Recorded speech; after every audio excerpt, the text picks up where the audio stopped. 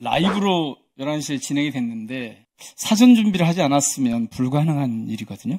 그 얘기는 KTV가 이미 비상계엄 발표 사실을 알고 있었고 협조자가 있었는데 KTV는 공무원 조직이라서 정규방송이 끝나면 모두 퇴근을 합니다. 그리고 밤 10시가 넘으면 KTV는 직원이 자리에 없습니다. 그런데 MBC도 MBN도 제때 준비하지 못한 계엄방송을 KTV가 11시부터 진행자까지 준비해서 방송을 했습니다. 어떤 계기로 누가 방송을 준비하고 실제 실행을 했는지 이 과정을 밝혀야 합니다. 제가 지금 확인을 해보니까 KTV가 12월 3일 저녁 밤 11시에 윤석열의 비상계엄 발표를 생중계를 했습니다. 그래서 지금 KBS가 사전 준비를 했는지 그랬다면 이게 내란에 동조한 혹은 내란 공동정범일 가능성이 있다라고 지금 논란이 되고 있는데 KTV에서도 똑같은 일이 벌어졌습니다. 그 사진 한번 올려보십시오. 사진 좀 올려주세요.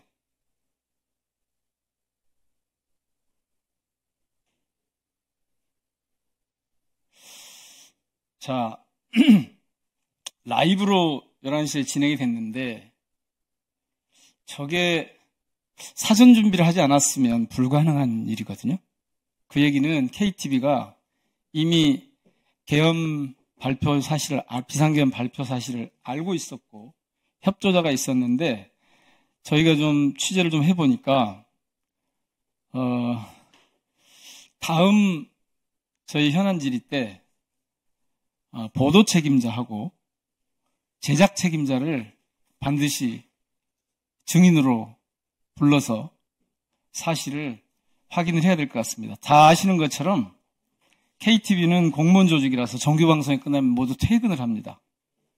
그리고 밤 10시가 넘으면 KTV는 거의 직원이 자리에 없습니다. 그런데 MBC도 MBN도 제때 준비하지 못한 계엄방송을 KTV가 11시부터 진행자까지 준비해서 방송을 했습니다. 특보 546호로 편성을 했는데요. 어떤 계기로 누가 방송을 준비하고 실제 실행을 했는지 이 과정을 밝혀야 합니다. 특히 KTV 특성상 사전 정보나 사전에 연락이 없었다면 가능하지가 않습니다. 그 당일 방송의 주체는 보도부였고 진행자는 제작부 소속이었습니다. 다시 그 사진 한번 올려주시겠습니까? 그 진행자 사진을 좀 올려주십시오. 결국 소집 지시 없이는 불가능한 일이 KTV에서 벌어졌습니다. 거기다가 그 특보 546회로 시작을 했는데 국회에 긴박한 상황이 한 3시간쯤 지나고 나서 아무 상황도 전하지 않은 상태였습니다. 그러다가 계엄 해제 의결이 이루어지고 나니까 클로징 멘트에 이것만 전달을 합니다. 그러니까 중간에 다른 건 아무것도 하지 않고 이루어진 건데요. 도대체 어떻게 KTV가 다른 방송은 준비하지 못한 이 라이브로 계엄 방송을 하게 됐는지 이 상황을 확실하게 밝혀야 합니다.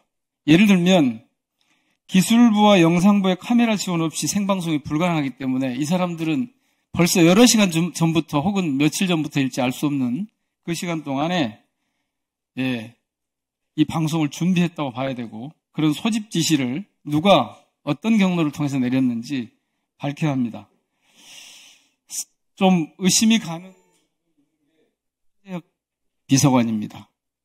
아시는 것처럼 2022년 가을에 KTV 정책관으로 왔다가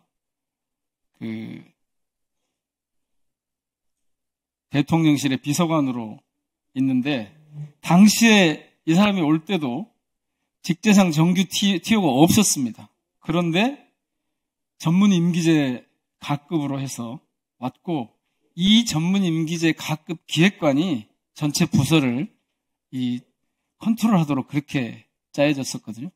그래서 KTV는 어떻게 해서 12월 3일 저녁 밤 11시에 계엄 발표하는 방송을 라이브로 할 수 있었는가? 누가 준비하고, 누가 연락하고, 누가 진행했고, 어떻게 준비를 누가 명령했는지, 공무원 조직이기 때문에 아마 그게 다 남아있을 겁니다. 저희들이 현안 질의할 때 확인할 수 있도록 그렇게 조치해 주시면 고맙겠습니다. 네, 민영배 위원님께서 말씀하신 부분은 긴급 현안 질의 관련한 정인 출석 요구와 관련한 의사 일정에 포함이 되어 있습니다. 그래서 이 부분으로 반영을 할 수 있도록 하겠다라는 말씀을 드리겠습니다.